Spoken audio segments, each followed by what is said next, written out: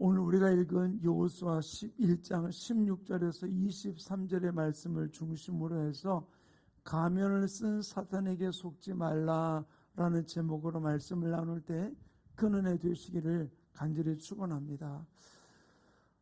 오늘 우리들이 이 땅을 살아가면서 하나님의 말씀을 따라 행하는 일에 어떤 면에서 볼 때는 주저하지 말아야 돼요.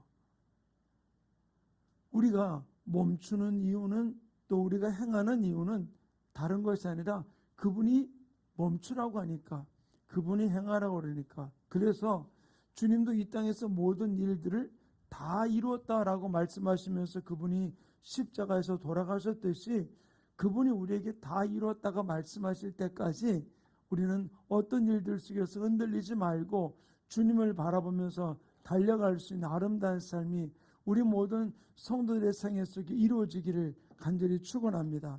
그런데 여기서 사단은 우리 앞에 나올 때 보면 어떤 면에서 보면 이중적인 모습으로 우리에게 나와서 우리를 속일 때가 많이 있어요. 이 부분들을 우리 볼 수 있는 것이 우리 고린도후서 11장 14절 이렇게 기록해 놓고 있습니다. 우리 함께 읽겠습니다. 시작. 이것은 이상한 일이 아니니라. 사단도 자기를 광명의 천사로 가장하나니. 사단도 자기를 광명의 천사로 가장을 해가지고 우리 가운데 와서 우리를 속이고 우리에게 어떤 면에서 천사의 모양과 같이 왔지만 실제로는 어떤 면에서는 가장된 사단의 모습으로서 우리에게 다가와서 우리를 미혹하고 넘어뜨리는 부분들이 있음을 이야기해 주고 있는 것이죠. 우리 계속해서 이 여호수아서를 보면서 제가 느끼는 것 중에 하나가 뭐냐면 우리에게 이 가나안 땅을 점령하는 일에 순식간에 한 번에 점령하고 끝난 것이냐? 그것이 아니에요. 바로 여기서 굉장히 많은 고비와 고비를 겪으면서 나갔던 일들을 볼 수가 있거든요.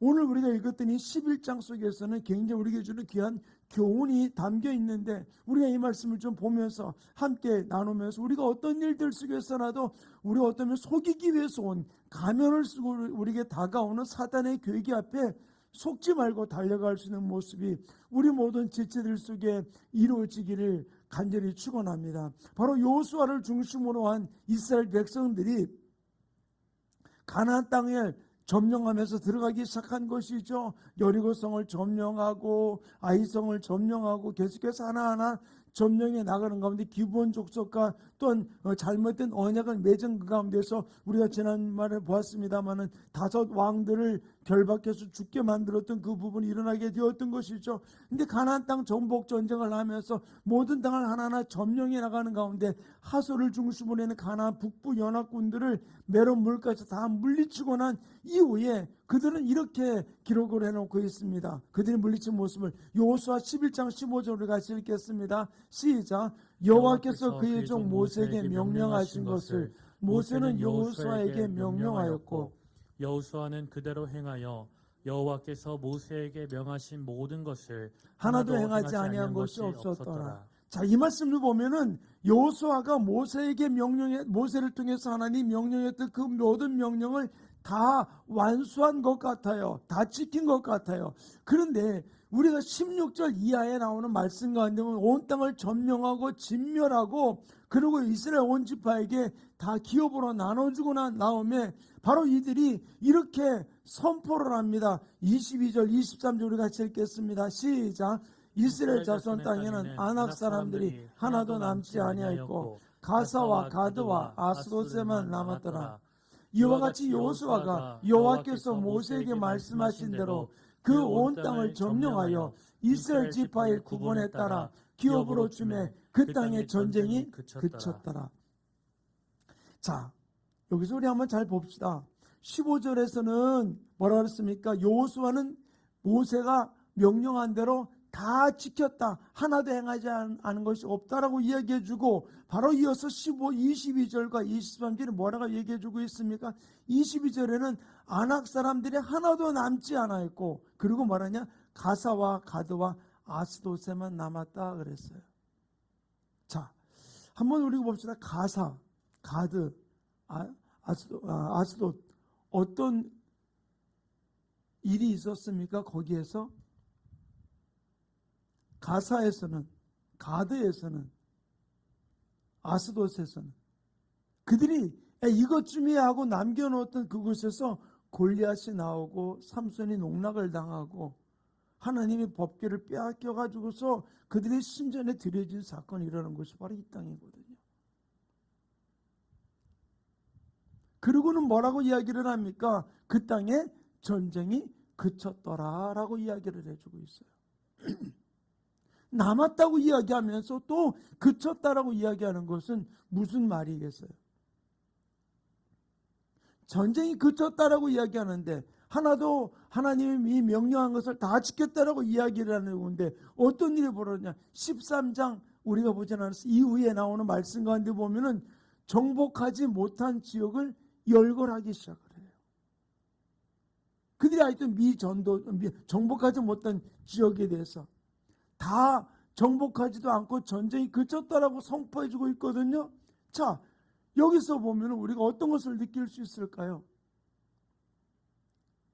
한 비근한 예로 사사기 18장 1절에 단지파의 모습을 이렇게 보여주고 있습니다. 우리 함께 읽겠습니다. 시작. 그때 이스라엘에 왕이 없었고 단지파는 그때 거주할 기업의 땅을 구하는 중이었으니 이는 그들이 이스라엘 지파 중에서 그때까지 기업을 분배받지 못하였습니다. 자, 13장과 18장 사이 속에 얼마나 시간이 길어요. 그런데 단지파는 아직도 얻지 못했던 모습을 볼 수 있어요. 분배받지 못했다라고 이야기를 해주고 있어요. 여호수아를 통해서 우리에게 주는 교훈이 바로 무엇일까요? 저는 이것을 보면서 우리가 여기서 보면 뭐라고 얘기해 주고 있냐면 그들에는 여호수아 11장 22절에 보면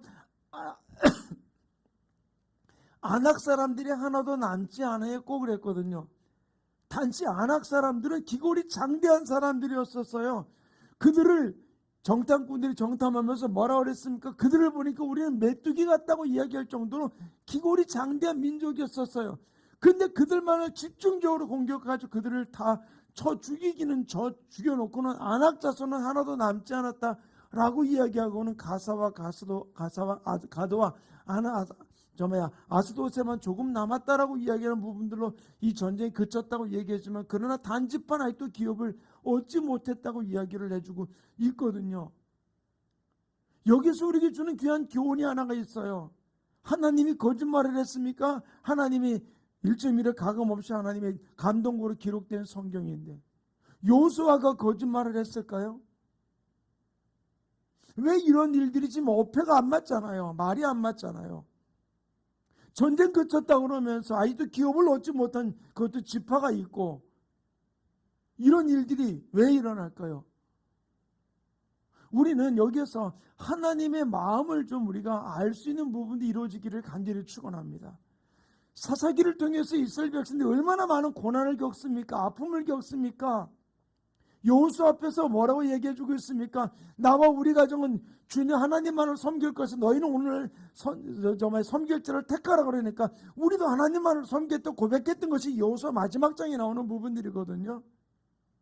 근데 결국 그들의 모습 어떤 모습이었었어요? 아직도 정복하지 못한 모습들이 있었거든요. 단지파의 모습도 보여주고 있는 부분들이잖아요.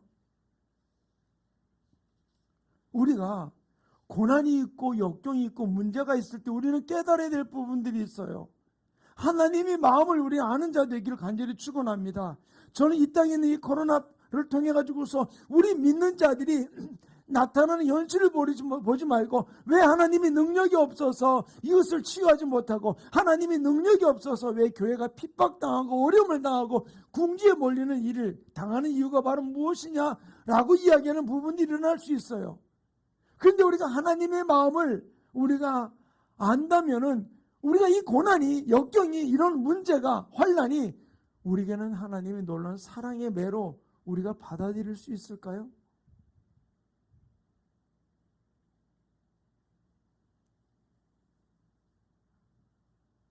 제가 상담을 하면서 제가 겪은 일이 아니고 한 분의 이야기를 어떤 한 분이 간증하는 이야기를 들으면서 은혜를 받은 적이 있어요. 그분이 자기 중학교 때 선생님, 고등학교 때 선생님, 학창시절에 선생님에 대해서 감사의 글을 나이가 많은 가운데서 올렸던 글이에요. 그 글 속에서 이렇게 이야기해 주고 있습니다. 선생님 감사합니다. 근데 어느 날 수업을 하고 있었는데 여학생이 화장실을 가고 싶은데 화장실을 못 간 거예요. 너무너무 참다 못 참아가지고 어떻게 했냐? 오줌을 싼 거예요. 근데 이게 발각되고는 어떻게 되겠습니까? 근데 선생님 수업을 하다 말고는 와가지고서는 뒤에서 주전자에 물이 잔뜩 든 주전자를 들고 오더니 머리부터 붓기 시작한 거예요. 너 수업 시간에 졸아? 내 수업 시간에 네가 존다고? 이게 선생님을 무시해도? 그러면서 머리에다 물을 주전자를 절절절절절절 부은 거예요. 애들은 어머 어떻게 막 난리가 났어요. 근데 이 학생의 마음은 어떤 마음일까요?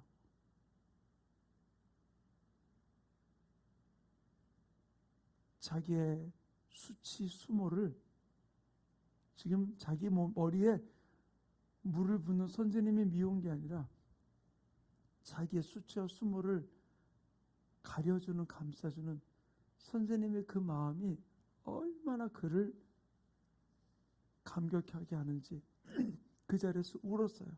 다른 애들은 볼 때 창피해서 운다고 얘기할지 모르겠지만 그 학생은 그게 아닌 것이죠. 우리가 이 땅을 살아가면서 우리에게 고난을 주신 하나님의 마음은 어떤 마음일까요? 하나님의 의도를 알 수 있을까요? 하나님은 이스라엘 백성들이 이 가나안 땅에 들어가기 전부터 모세를 통해서 가나안 땅에 들어가면 어떤 일이 벌어질지, 내가 어떤 것을 준비해 놓았는지를 다 가르쳐 주었거든요. 출애굽기 23장 29절과 30절은 이렇게 기록해 놓고 있어요. 함께 읽습니다. 시작. 그러나 그 땅이 황폐하게 되므로 들짐승이 번성하여 너희를 해할까 하여 1년 안에는 그들을 내 앞에서 쫓아내지 아니하고 내가 번성하여 그 땅을 기업으로 얻을 때까지 내가 그들을 내 앞에서 조금씩 쫓아내리라. 아멘. 29절에 뭐라 그랬습니까? 다시 한번 띄워주시겠어요? 29절에는 그러나 그 땅이 황폐하게 되므로 들짐승이 번성하여 너희를 해할까요? 1년 안에는 그들을 내 앞에서 쫓아내지 않겠다. 왜? 갑자기 이스라엘 족속들을 다 쫓아내고 나면, 가나안 족속을 다 쫓아내고 나면은 아직도 이스라엘 백성들이 거기 전체를 기경할 만한 능력이 되지 아니하는데 쫓아내면 들짐승들이 들어와서 오히려 그들이 고통을 당할까 봐. 그 다음에 30절은 또 뭐라고 기록해 놓고 있습니까? 한번 다시 띄워주실래요? 내가 번성하여 그 땅을 기업으로 얻을 때까지 내가 그들을 내 앞에서 조금씩 쫓아내리라. 힘 닿는 대로 계속해서 조금씩. 가나안 족속을 일시에 쫓아내지 않은 하나님의 이유를 주님은 분명하게 말씀하고 계세요. 여기서 우리가 유념해 둬야 될 구절이 하나가 있는데 민수기 34장 2절은 이렇게 기록해 놓고 있습니다. 함께 읽습니다. 시작. 너는 이스라엘 자손에게 명령하여 그들에게 이르라. 너희가 가나안 땅에 들어가는 때에 그 땅은 너희의 기업이 되리니 곧 가나안 사방 지경이라. 너희가 들어가는 때에 어떻게? 그 땅은 너희 기업이 되리라. 하나님이 기업이라고 그 가나안 땅을 그들에게 허락해 주셨거든요. 그런데 여호수아와 이스라엘 백성들은 전쟁이 그쳤다라는 이유가 무엇일까요? 왜 그들이 전쟁이 그쳤다라고 이야기를 했을까요? 그들이 생각할 때 가나안 가장 기골이 장대하고 크고 건장했던 그 아낙 사람들만 물리친 거로 이제는 끝났다. 졸챙이들은 이제 아무 문제 없을 것 같다고 생각하면서 그렇게 했을까요? 예, 그럴 수도 있었을 것 같아요. 왜? 여기서 물리쳤다라고 얘기해놓고는 바로 아낙 사람만 하나도 남기지 않았다라고 얘기해놓고는 조금 남았던 다른 지역의 부분들을 언급하며 이야기를 해주고 있잖아요. 근데 하나님이 여기서 우리에게 주는 귀한 교훈이 있어요. 바로 이스라엘 백성들이 요단강을 건널 때도, 가나안 땅을 점령하고 들어갈 때도, 여리고성을 점령할 때도, 그리고 5 왕들을 물리치고 그들을 죽일 때도 하나님이 계속해서 이야기했던 구절은 바로 무엇입니까? 강하고 담대하라. 두려워하지 말라라고 하는 것이었죠. 저는 목회를 하면서 사역을 하면서 느끼는 것 중에 많은 사람들이 내가 지금 하나님의 의도를 알지 못하고 내가 지금 앞에 닥친 어떤 일, 지금 시급한 일, 그 문제만 풀어주고 나면은 그것으로서 안심을 하고 그냥 주저앉을 때가 있어요. 하나님은 그 문제 해결하기 위해서 오신 분이 아니에요. 마귀의 계기를 모르고 우리는 당장 내 앞에 있는 문제 해결받은 그거 하나만 가지고서, 그거 해결된 거 하나만 가지고서 안심하며 머무를 때가 있으면서 이제는 감사합니다 라고 이야기를 해요.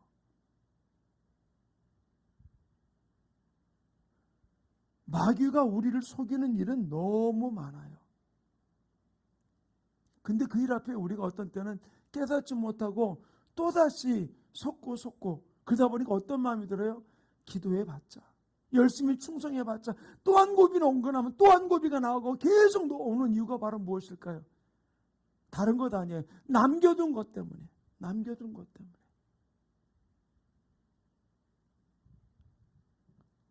하나님은 이스라엘 백성들이 점령하면서 계속해서 했던 이야기는 바로 무엇입니까?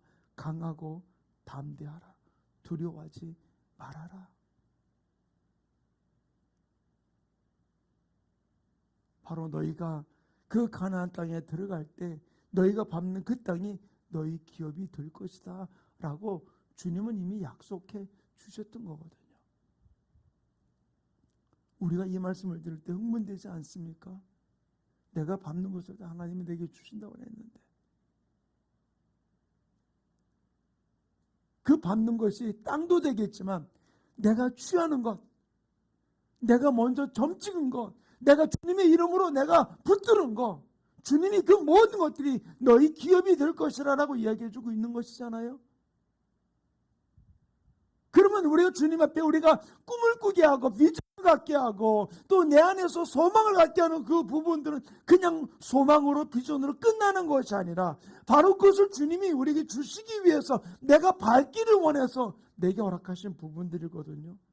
그렇다면 우리가 꿈꿀 때, 내게 비전이 생겼을 때, 내게 소망이 생겼을 때 우리는 흥분되지 않을 수 없다는 거예요. 왜? 그것이, 그 밟는 것이 너의 기업이 될 것이라고 말했기 때문에요.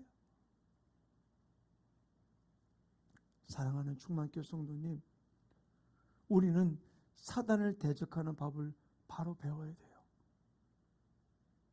조그맣게 사단에게 틈을 줄 수 있는 것. 왜 여호수아가 아낙 자손은 하나도 남기지 아니었고 가사와 가드와 아나돗에만 조금 남겨두었다라고 하는 이 부분들, 그리고는 하나님 앞에 하나님이 주신 모세를 통해 준 명령을 다 내가 실천했습니다, 행했습니다, 그리고 전쟁 그쳤다라고 이야기하면 이 부분들이 하나님 앞에서는 죄이거든요. 이것쯤이야 이제는 괜찮겠지. 여리고 성을 점령하고 난 다음에 아이성을 이것쯤이야 하고 얕봤다가 그들이 패배했잖아요. 적은 숫자가 올라갔기 때문에 패배했습니까? 아니잖아요. 바로 죄 때문에, 아간의 죄 때문에 그들이 패배하게 됐던 모습을 찾아볼 수 있는 것이죠. 사랑하는 성도님, 우리가 진실로 이 땅을 살아가면서 내 안에 아직도 제거되지 않은 죄 때문에 미소 짓는다면, 그것을 그냥 용인하고 풀어놓는다면 바로 나도 그 죄와 한편이 될 수밖에 없다는 사실을 우리는 기억하기 바랍니다. 하나님의 자녀들에게 옳고 그름을 흐리게 만들고 분별력이 없게 만드는 게 바로 무엇일까요? 다른 게 아니에요. 죄예요. 선악을 판단하는 마음과 정신을 무력하게 만드는 게 바로 무엇일까요? 바로 죄입니다. 우리 주변에서 일어나는 여러 가지 많은 초자연적인 일들이 일어날 때 우리는 경계해야 될 일이 바로 무엇이냐? 그것에 우리 마음을 빼앗기면서 내가 남겨두는 어떤 것들이 있지 아니할까 우리는 두려워하면서 우리는 그 부분들 앞에 미소 짓지 말고 우리는 진실로 주님을 바라보고 달려갈 수 있는 모습이 우리의 삶 가운데 이루어지기를 간절히 축원합니다. 어떤 일이 옳다면은 그 일을 하고 옳지 않다면은 그 일을 하지 않는 이것, 우리는 이게 내 사고를 가지고 옳다 그름을 판단하는 것, 그것은 하나님 원하는 게 아니에요. 우리에게 있어서 하나님 원하는 것은 바로 무엇입니까? 하나님이 선하다는 것이 선한 것이고 하나님이 악하다고 한 것은 악한 것일 수밖에 없다는 사실이에요. 믿으십니까? 아멘. 그렇다면 우리는 분명히 알아야 될 거예요. 주님 우리에게 옳고 그름을 이야기하라고 한 것이 아니에요. 내가 이것이 하나님 원하시는 뜻대로 순종했느냐 순종하지 않았느냐는 것이에요. 가장 큰 것은 바로 무엇입니까? 오늘 우리가 읽었더니 여호수아 11장 속에서 하나님이 모세를 통해서 여호수아에게 명령했던 그 모든 명령들, 그 명령을 다 지켰다고 말했지만 아니잖아요. 남겨두었잖아요. 내 눈에 보기에 진짜 큰 것만 제거시키고는 그러고는 전쟁이 그쳤다고 이야기했던 부분들이잖아요. 사랑하는 우리 충만교회 성도님, 영적 전쟁 속에서 우리는 알아야 돼요. 세상의 윤리를 가지고서 옳다 그르다 판단하는 이 부분들, 그것을 우리는 주님이 우리에게 묻고 있는 것이 아니에요. 주님 우리에게 이 영적 전쟁에서 우리에게 묻고 있는 것은 바로 무엇입니까? 다른 것 아니에요. 내가 하나님 말씀 안에서 하나님 중심으로 성령님이 원하시는 대로 우리가 행했느냐 행하지 않았느냐라는 사실이에요. 그래서 늘 주님께 물으면서 이것이 하나님의 뜻인지 아닌지 이 부분들을 물으면서 주님 앞에 한 걸음 한 걸음 달려갈 때 우리의 삶과 생애를 통해서 하나님이 행하시는 놀라운 일들이 우리 가운데 풀어지는 역사가 이루어지게 될 줄로 믿습니다.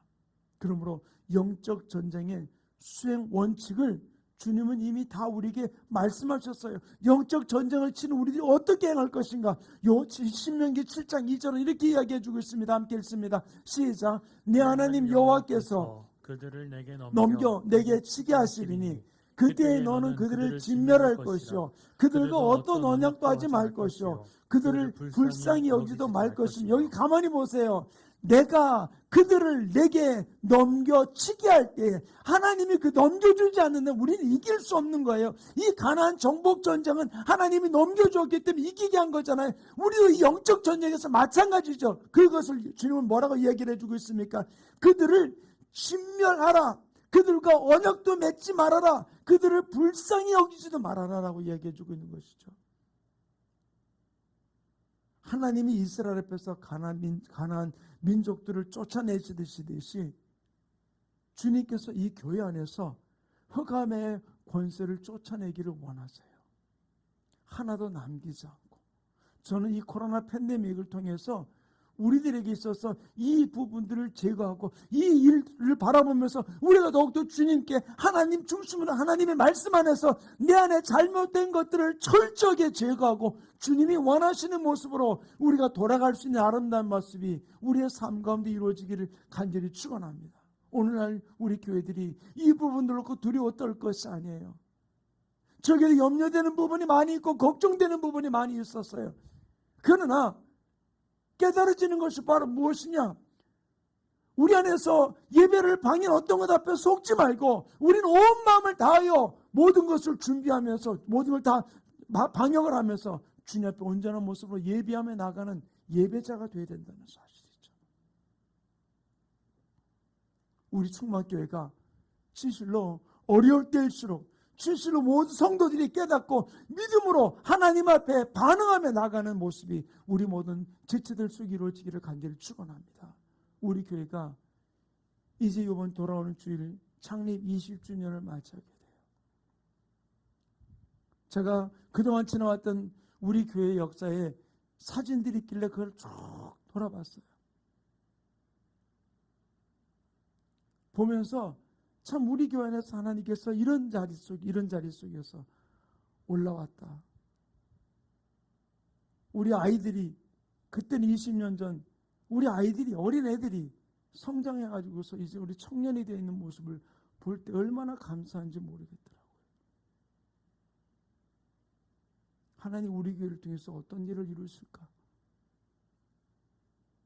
사랑하는 우리 충만교회 성도님, 가나안 족속이 그 땅에서 쫓겨남을 당한 이유가 무엇인지 아세요? 우리 그들만 생각하지 마세요. 예수님이 이 땅에 오셔서 일어난 사건을 가지고서 이렇게 제자들이 깨닫기를 원하고 있었어요. 누가복음 13장 4절과 5절을 같이 읽겠습니다. 시작. 또 실로암에서 망대가 무너져 치어 죽은 18사람이 예루살렘에 거한 다른 모든 사람들보다 죄가 더 있는 줄 아느냐? 너희에게 이르노니 아니라 너희도 만일 회개하지 아니하면 다 이와 같이 망하리라. 어떤 면에서 드러난 아픔을 겪는 사람이 있어요. 아이고, 얼마나 죄를 많이 져서. 그게 아닌 나는 숨겨진 죄가 있다는 사실을 알아야 돼요. 드러나지 않았지만 내 속에 있는 고약한 죄, 이것을 우리는 알아야 돼요. 주님은 이걸 가르쳐주고 있잖아요. 거기서 죽은 그 사람들이 죄가 더 많아서 죽은 줄 아느냐? 아니다. 너희도 회개치 아니하면은 똑같이 그렇게 된다라고 이야기해주고 있는 것이죠. 하나님은 우리들이 이 땅을 살아가면서 우리의 허물, 우리의 실수, 우리의 죄, 이거 이미 구원받은 우리들이 하나님의 우리 가진 이 허물 때문에 마귀 사탄에게 참속거리가 되지 않기를 주님이 원하고 계세요. 여러분 믿으십니까? 내가 죄 있어요. 우리는 허물이 있어요. 남에게 드러나지 않은 내 혼자만이 알고 있는 죄도 있어요. 그런데 그 모든 실수와 모든 허물들, 마귀에게 우리는 하나님을 믿는 자녀들이 그들에게 참소당하지 않기를 주님께서 원하고 있다는 사실을 우리는 기억한다면 우리가 어떻게 될까? 계속 숨기는 자의 모습이 되어서는 안 된다는 거예요. 이 일을 구약에서 이렇게 보여주고 있는데 대제사장 여호수아의 모습을 스가랴 선지자에게 이렇게 보여줍니다. 스가랴 3장 3절부터 5절의 말씀을 같이 읽겠습니다. 시작. 여호수아가 더러운 옷을 입고 천사 앞에 서 있는지라. 여호와께서 자기 앞에 선 자들에게 명령하사 그 더러운 옷을 벗기라 하시고 또 여호수아에게 이르시되 내가 내 죄악을 제거하여 버렸으니 내게 아름다운 옷을 입히리라 하시기로 내가 말하되 정결한 관을 그의 머리에 씌우소서 하매 곧 정결한 관을 그 머리에 씌우며 옷을 입히고 여호와의 천사는 곁에 섰더라. 여기에서 대제사장 여호수아가 어찌된 연유인지 그 옷이 더러워지는 허물을 갖고 있게 된 거예요. 그 옷이 더러워져서 마귀에게 조롱당하고 멸시당하는 부분들, 참소하는 자 앞에 서 있게 되는 모습을 볼 수 있는 것이죠. 그때 하나님 뭐라고 얘기합니까? 3절에 나오는 말씀 가운데 보면은 그 더러운 옷을 벗기라. 그리고 내 죄악을 내가 제거해 버렸으니 내게 아름다운 옷을 입히리라. 다른 사람은 그날 참소가 있지만 하나님은 그 더러운 옷을 어떻게 합니까? 벗기라라고 이야기해주고 그에게 더 아름다운 옷을 입히라 이야기해주고 있고 또 이 스가랴 선지자의 이야기를 따라가지고 그에게 머리에 관을 씌우면서 그를 높여주는 모습을 볼 수 있는 것이죠.